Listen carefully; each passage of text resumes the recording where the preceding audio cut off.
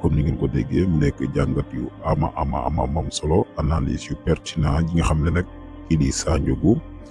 amal na ko si Covid bi fi jaaroon Covid 19 bi nga xam ne nag ñenn ñi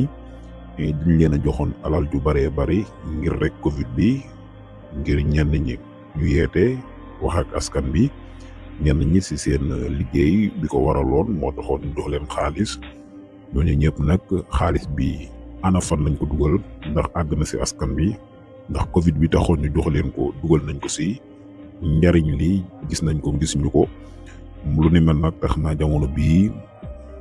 woote bi commencé naa bëri li nga xam ne nag moo di ay convocation ba ngay commencé am si ñenn si ñoom mu nekk nag loo xam ne ak leeral dong la si gars yi jublu waaye leeral googu sénégalais tamit dañ ko namoon bëgg xam xaalisu Covid bi ana fan la dugg xaalisu Covid bi ana fan la dugg moo ngi noonu kii nga xam ne moo di Mansour Faye nga xam ne moom tamit lu ni mel loxoom a ngi si woon si wàllum Covid bi boobee xaalis tamit am na ñuy poser question ndax moom it ana fan la ko dugal est-ce que nekkul tamit lu ñuy jàpp te ne moo waral jamono bii ñu ne ko doo mën a génn réew mi ndax mën nañoo dem ba si biir dugal ko si tamit si wàllum Covid bi xaalis bi nga xam ne nag joxoon nañ ko laaj ko fan la ko dugal moom it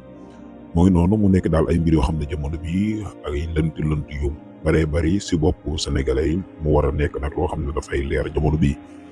moo ngi noonu député bii di Guy Marius Sagna moom nag jébbal na waa Assemblée nationale ab résolution ngir ñu topp ki nga xam ne nag moo fi nekkoon njiitum réew di Macky Sall